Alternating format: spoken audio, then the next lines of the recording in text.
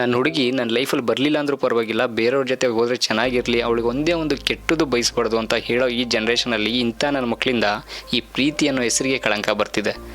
So ಇದು ನಡೆದಿರೋದು ದಕ್ಷಿಣ ಕನ್ನಡ ಜಿಲ್ಲೆಯ ಬಂಟ್ವಾಳ ತಾಲೂಕಿನ ಒಂದು BC ರೋಡ್ನ KSRTC ಬಸ್ ಸ್ಟ್ಯಾಂಡಲ್ಲಿ. ತುಂಬಾ ವೈರಲ್ ಆಗ್ತಿದೆ ವಿಡಿಯೋ. 21 ವರ್ಷದ ಲಾವಣ್ಯ ಎಂಬ ಹುಡುಗಿ ತನ್ನ ಕೆಲಸ ಮುಗಿಸಿ ಒಂದು ಹಾಸ್ಪಿಟಲಲ್ಲಿ ನರ್ಸಿಂಗ್ ಕೆಲಸ ಮಾಡ್ತಾ ಇರ್ತಾಳೆ. ಅದೇ ಡೇ ಶಿಫ್ಟ್ ಮುಗಿಸಿ 5:30 6 ಗಂಟೆ ಆಗಿರ್ಬೋದು ಸುಮಾರು. ಅದು ಸಾಯಂಕಾಲ ಜನ ಓಡಾಡೋ ಜಾಗ, ಒಂದು KSRTC ಬಸ್ ಸ್ಟ್ಯಾಂಡ್. ಅಲ್ಲಿ ತನ್ನ ಮನೆಗೆ ಹೋಗೋಕ್ಕೋಸ್ಕರ ಒಂದು ಬಸ್ಗೆ ಕಾಯ್ತಾ ಇರ್ತಾಳೆ. ಅದೇ ಟೈಮಲ್ಲಿ ತನ್ನ ಬಾಯ್ ಫ್ರೆಂಡ್, ಅಂದರೆ ಸುಮಾರು 4 ವರ್ಷದಿಂದ ಇವರು ಲವ್ ಮಾಡ್ತಾ ಇದ್ರಂತೆ. ಸೊ ಇವರು ಬ್ರೇಕಪ್ ಆಯಿತು. ಅದಾದಮೇಲೆ ಎಲ್ಲ ಇತ್ತು.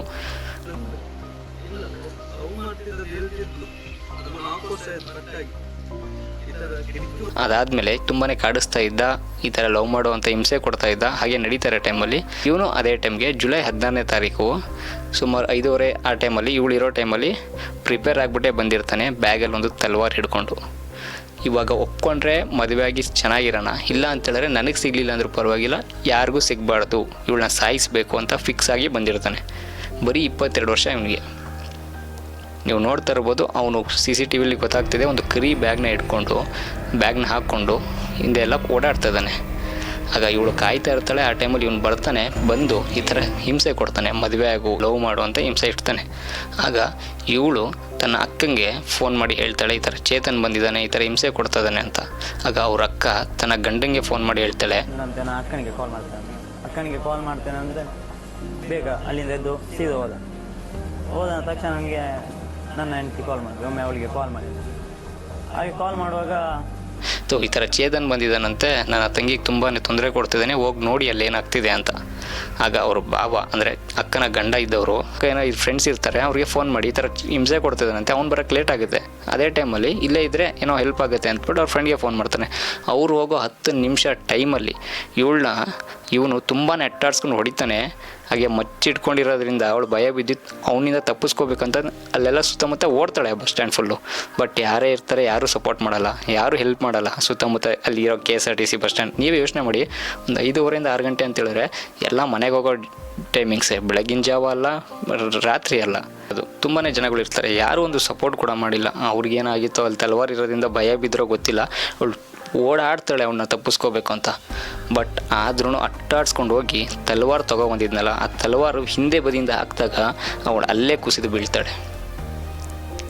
ಆಗ ಎಷ್ಟು ರಕ್ತಸ್ರಾವ ಆಗಿರುತ್ತೆ ಅಂತೇಳಿದ್ರೆ ಆ ಜಾಗ ಫುಲ್ಲು ಕೆಂಪು ಬಣ್ಣವಾಗಿ ಕನ್ವರ್ಟ್ ಆಗಿರುತ್ತೆ. ಆದ್ರೂ ಬಿಡ್ದಿರ ಆ ತಲವಾರಲ್ಲಿ ಹಿಂದೆ ಹೊಡಿತಾನೆ. ಅವು ಯಾರೋ ಒಬ್ಬ ವೀಡಿಯೋ ಮಾಡಿದ್ದಾರೆ, ಅಷ್ಟು ಭಯ ಬಿದ್ದುಬಿಟ್ಟು ಅಷ್ಟು ಸಂಧಿಯಿಂದ ವೀಡಿಯೋ ಮಾಡಿದ್ದಾರೆ ಅವರು. ಆ ವಿಡಿಯೋದಲ್ಲಿ ಗೊತ್ತಾಗ್ತದೆ ಹೇಗೆ ಹೊಡಿತದಾನೆ. ಹಾಗೆ ಹೊಡೆದು ಅವನು ಅಷ್ಟು ಗಾಬರಿ ಆಗ್ಬಿಟ್ಟು ಅವ್ರು ಹೊಡೆದಿರೋ ತಲವಾರನ್ನ ಅಲ್ಲೇ ಬಿಟ್ಬಿಟ್ಟು ಮಿಸ್ಸಾಗಿ ಬೀಳುತ್ತೆ, ಎತ್ಕೋಬೇಕು ಅನಿಸುತ್ತೆ ಇಲ್ಲ ಗೊತ್ತಿಲ್ಲ, ಹಾಗೆ ಬಿಟ್ಬಿಟ್ಟು ಅವನು ಓಡೋಗ್ತಾನೆ. ಆಗ ಅಲ್ಲಿ ಎಲ್ಲ ಬರ್ತಾರೆ, ಹಾಗೆ ಅಲ್ಲಿನ ಹಾಸ್ಪಿಟ್ಲಿಗೆ, ಸರ್ಕಾರಿ ಆಸ್ಪತ್ರೆಗೆ ಸೇರಿಸ್ತಾರೆ. ಅಷ್ಟರೊಳಗೆ ಅವ್ರ ಜೀವ ಹೋಗಿರುತ್ತೆ. ಅಂದರೆ ಅಷ್ಟು ಮಟ್ಟಿಗೆ ಹೊಡೆದಿರ್ತಾನೆ. ಅಂದರೆ ಅವ್ರ ಚಿಕ್ಕಪ್ಪನ ಮಗ ಹೇಳೋ ಪ್ರಕಾರ 4 ವರ್ಷದಿಂದ ಲವ್ ಇತ್ತು ಇವರಿಗೆ, ಲವ್ ಮಾಡ್ತಾಯಿದ್ರು, ಯಾವುದೋ ಒಂದು ಕಾರಣದಿಂದ ದೂರ ಆಗಿದ್ರು.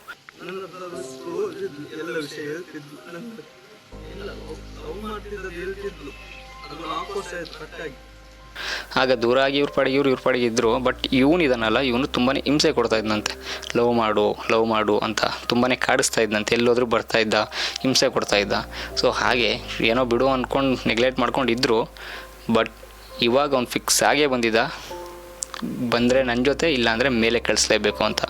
ಹಾಗಾಗಿ ಬರೀ 21 ವರ್ಷದ ಲಾವಣ್ಯ ಹುಡುಗಿನ ಇವನು ಅಷ್ಟು ಕೊಚ್ಚಿ ಕೊಲೆ ಮಾಡ್ತಾನೆ. ಆಗ ಅವ್ರ ಫ್ಯಾಮಿಲಿಯವರೆಲ್ಲ ಬರ್ತಾರೆ, ಹಾಸ್ಪಿಟ್ಲಿಗೂ ಸೇರಿಸ್ತಾರೆ, ಪೊಲೀಸವರು ಕೂಡ ಬರ್ತಾರೆ. ಆ ಕೊಲೆಗಾರನೂ ಸಿಕ್ಕಿದ್ದಾನೆ, ಓಡೋಗಿದ್ದಾನೆ, ತಪ್ಪಿಸ್ಕೊಂಡಿದ್ರು. ಇನ್ವೆಸ್ಟಿಗೇಷನ್ ಮಾಡಿಬಿಟ್ಟು ಅವನು ಹಿಡಿದಿದ್ದಾರೆ. ಈಗ ಅವನ್ನ ಜೈಲಿಗೆ ಕಳಿಸಿದ್ದಾರೆ, ಏನೋ ಕಸ್ಟಡಿಗೆ ತೊಗೊಂಡಿದ್ದಾರೆ, ಜೈಲಿಗೆ ಕಳಿಸ್ತಾರೆ, ಕಾಮನ್ ಅದು. ಬಟ್ ಅವ್ರ ಮನೆಗೆ ಒಬ್ಬ ಹುಡುಗಿ, ಅವ್ರಿಗೆ 3 ಜನ ಮಕ್ಕಳು, ಹೆಣ್ಮಕ್ಳು. ಬಟ್ ಅದರಲ್ಲಿ ಒಬ್ಳಿಗೆ ಇಲ್ಲ. ಅಲ್ಲಿ ಹಾಸ್ಪಿಟ್ಲಿಂದ ಕರ್ಕೊಂಬರ್ತಾರೆ ಮನೆಗೆ ಆ್ಯಂಬುಲೆನ್ಸಲ್ಲಿ. ಬಟ್ ಅವ್ರ ಮನೆಯಲ್ಲಿ ಎಷ್ಟು ಜನ ಅಳ್ತಾ ಇರ್ತಾರೆ ಅಂದರೆ, ಬರೀ ಒಂದೇ ಒಂದು ಪ್ರೀತಿಗೋಸ್ಕರ ಆ ಕೊಲೆನೇ ಮಾಡಿರ್ತಾನೆ. ಈ ಥರ ಆಗುತ್ತೆ ಅಂತ ಅವ್ರ ಫ್ಯಾಮಿಲಿಗೂ ಗೊತ್ತಿರಲಿಲ್ಲ, ಇವ್ರಿಗೂ ಗೊತ್ತಿರಲಿಲ್ಲ, ಇವಳಿಗೂ ಕೂಡ ಗೊತ್ತಿರಲಿಲ್ಲ ಕೊಲೆನೇ ಮಾಡ್ತಾನೆ ಅಂತ. ಈಗೇನೋ ಇತ್ತು ಅಂತೇಳಿ ಸ್ವಲ್ಪ ಪ್ರಿಕಾಕ್ಷನ್ ತೊಗೋತಾಯಿದ್ರು. ಬಟ್ ಇದರಿಂದ ಎಷ್ಟೋ ಒಂದು ಪ್ರೀತಿ, ಅಂದರೆ ಯಾರೋ ಒಬ್ಬರು ಎಕ್ಸಾಂಪಲ್ ಹೇಳೋದಾದರೆ, ಯಾರೋ ಒಬ್ಬರು ಇಷ್ಟಪಟ್ಟು ಪ್ರೀತಿ ಮಾಡಿರ್ತಾರೆ, ಅವಳಿಗೆ ತುಂಬಾ ಅಂದರೆ ದೇವತೆ ನೋಡ್ದಂಗೆ ನೋಡ್ತಾ ಇರ್ತಾರೆ, ಅಷ್ಟು ರೆಸ್ಪೆಕ್ಟ್ ಕೊಟ್ಟು ನೋಡ್ತಾ ಇರ್ತಾರೆ. ಅವ್ರು ಏನಾದ್ರು ಸಿಕ್ಕಿಲ್ಲ, ಬ್ರೇಕಪ್ ಆಯಿತು ಅಂದರೆ ಸ್ವಲ್ಪ ನೋವು ಆಗೇ ಆಗುತ್ತೆ. ಅದಾದಮೇಲೆ ಮೂವ್ ಆನ್ ಆಗಿ ಇವಳು ಚೆನ್ನಾಗಿರಲಿ, ಯಾವುದೋ ಒಂದು ವೀಡಿಯೋದಲ್ಲಿ ಇಲ್ಲ ಯಾವುದೋ ಒಂದು ನೋಡ್ತಾ ಇರ್ಬೋದು ನೀವು, ನನಗೆ ತೊಂದರೆ ಆದರೂ ಪರವಾಗಿಲ್ಲ, ನನಗೆ ಯಾವುದೇ ಕಷ್ಟ ಬಂದರೂ ಪರವಾಗಿಲ್ಲ, ನನ್ನ ಹುಡುಗಿಗೆ ಯಾವುದೂ ಬರಬಾರ್ದು, ಅವಳಷ್ಟು ಚೆನ್ನಾಗಿರಬೇಕು ಅನ್ನೋ ಜನ್ರೇಷನಲ್ಲಿ ಈ ಥರ ಲವ್ಗಳಿಂದ ಈ ಪ್ರೀತಿಗೆ ಕಳಂಕ ತೊಗೊಬಂದಿದ್ದಾರೆ. ಇಷ್ಟು ಕ್ರೂರವಾಗಿ ಕೊಲೆ ಮಾಡೋಂಥದ್ದು ಏನಿದೆ, ಪ್ರೀತಿ ಅಲ್ವಾ ಮಾಡಿದ್ದು, ಬೇರೆ ಏನಾದರೂ ಮಾಡಿದ್ರಾ? ಇಲ್ಲಿ ಇಷ್ಟ ಆಗಿಲ್ಲ ಬಿಟ್ಟಿದ್ದಾರೆ. ಬಟ್ ನಾನು ಹೇಳೋದೇನಂತ ಹೇಳಿದ್ರೆ, ನಿಮ್ಮ ಪೇರೆಂಟ್ಸ್ಗಳು ಅವರು ನೀವು ದಯವಿಟ್ಟು ನಿಮ್ಮ ಮಕ್ಕಳಿಗೆ ಏನಾಗ್ತಿದೆ, ನಿಮ್ಮ ಹೆಣ್ಮಕ್ಳಾಗಿರ್ಬೋದು ಗಂಡು ಮಕ್ಕಳಾಗಿರ್ಬೋದು, ಅವ್ರ ಮನಸ್ಥಿತಿ ಏನಿದೆ, ಅವರು ಅಕ್ಕಪಕ್ಕ ಜನಗಳು ಇಲ್ಲ ಸುತ್ತಮುತ್ತ ಫ್ರೆಂಡ್ಸ್ಗಳಿಂದ ಏನು ತೊಂದರೆ ಅನುಭವಿಸ್ತಿದ್ದಾರೆ, ಸುಖವಾಗಿದ್ದಾರಾ, ಖುಷಿಯಾಗಿದ್ದಾರಾ, ಅವ್ರಿಗೆ ಇರಿಟೇಷನ್ ಆಗ್ತಿದೆಯಾ, ಈ ಥರ ಏನಾದ್ರು ನಡೀತಿದೆಯಲ್ಲ ವಿಚಾರದಲ್ಲಿ, ಅದನ್ನು ದಯವಿಟ್ಟು ಗಮನ ಹರಿಸಿ. ಅವ್ರು ಲವ್ ಮಾಡ್ತಾಯಿದ್ದೀನಿ ಅಂದಿದ ತಕ್ಷಣ ಏನೋ ಒಂದು ಅಪರಾಧನೇ ಮಾಡಿಬಿಟ್ರು ಅನ್ನೋ ಥರ ಅಲ್ಲ, ಕೂರ್ಸಿ ಹೇಳಿ ಈ ಥರ ಇದೆ. ಅಂದರೆ ನೀವು ಹುಡುಗಿನೂ ಅಷ್ಟೇ, ಒಬ್ಬನ ಇಷ್ಟಪಡ್ತಾಯಿದ್ದೀನಿ ಅಂತ ಹೇಳಿದ್ರೆ ಸೊ ನೀವು ಅನಿಸ್ಬೇಕು, ಇವನ್ನ ನಾನು ಲವ್ ಮಾಡಿದ್ರೆ ಲೈಫ್ ಲಾಂಗ್ ನನಗೇನು ತೊಂದರೆ ಇಲ್ದಂಗೆ ನೋಡ್ಕೋತಾನೆ, ಇಲ್ಲ ಇವಳನ್ನ ನಾನು ಲವ್ ಮಾಡಿದ್ರೆ ನನ್ನ ತೊಂದರೆ ಇಲ್ದಂಗೆ ನೋಡ್ಕೋತಾಳೆ. ಈಗಿನ ಜನ್ರೇಷನ್ ನೋಡ್ತಾ ಇರ್ಬೋದು, ಈಗ ಡ್ರಮ್ಮಲ್ಲಿ ಮುಚ್ಚಾಕ್ತಾರೆ, ಟ್ರಕ್ಕಿಂಗ್ ಅಂತ ಕರ್ಕೊಂಡು ಹೋಗ್ತಾ ಹೇಳ್ತಾರೆ, ಸಿಲಿಂಡ್ರಲ್ಲಿ ಕೂಡ ಹಾಕ್ತಾರೆ, ಬಾತ್ರೂಮ್ ಕೆಳಗಡೆನೂ ಕೂಡ ಕೂತಾಕ್ತಾರೆ ಹೆಣ್ಮಕ್ಳು. ಗಂಡು ಮಕ್ಕಳು ಕೂಡ ಹಾಗೆ, ಯಾವುದೇ ಆಗಿರ್ಬೋದು, ನೀವು ಫಿಕ್ಸ್ ಆಗಿಬಿಡಿ. ನಿಮ್ಗೆ ಇಷ್ಟ ಇದ್ದರೆ ಆಗಿ, ಇಲ್ಲಾಂದರೆ ಇಲ್ಲ, ಮೂವ್ ಜಾಸ್ತಿ ಆಗೋಕ್ಕೆ ಹೋಗ್ಬೇಡಿ.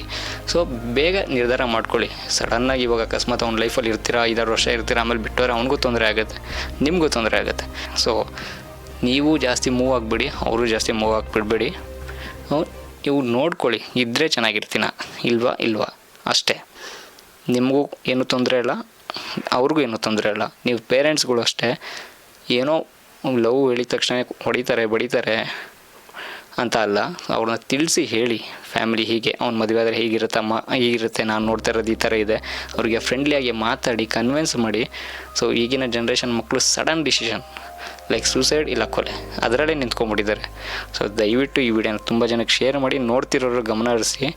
ಸೊ ನಿಮ್ಮ ಮಕ್ಕಳು ಮತ್ತೆ ಹೋದರೆ ಬರೋಲ್ಲ, ದಯವಿಟ್ಟು ಅದನ್ನು ಗಮನದ ಇಟ್ಕೊಂಡು ಯೋಚನೆ ಮಾಡಿ. ನಿಮಗೇನು ಅನ್ನಿಸ್ತು ಕಮೆಂಟ್ ಸೆಕ್ಷನಲ್ಲಿ ತಿಳಿಸಿ. ಅನ್ಯಾಯವಾಗಿ 21 ವರ್ಷದ ಲಾವಣ್ಯ ಸತ್ತೇ ಹೋದರು, ಅವನು ಇವಾಗ ಕಸ್ಟಡಿಯಲ್ಲಿದ್ದಾನೆ, ಬಟ್ ಅವ್ರ ಮಕ್ಕಳು ಅವ್ರ ಅಪ್ಪ ಅಮ್ಮಂಗೆ ಇಲ್ಲದೆ ಆಗೋದ್ರು. Thank you so much. ಇನ್ನೊಂದು ವಿಡಿಯೋ ಜೊತೆ ಸಿಗ್ತೀನಿ.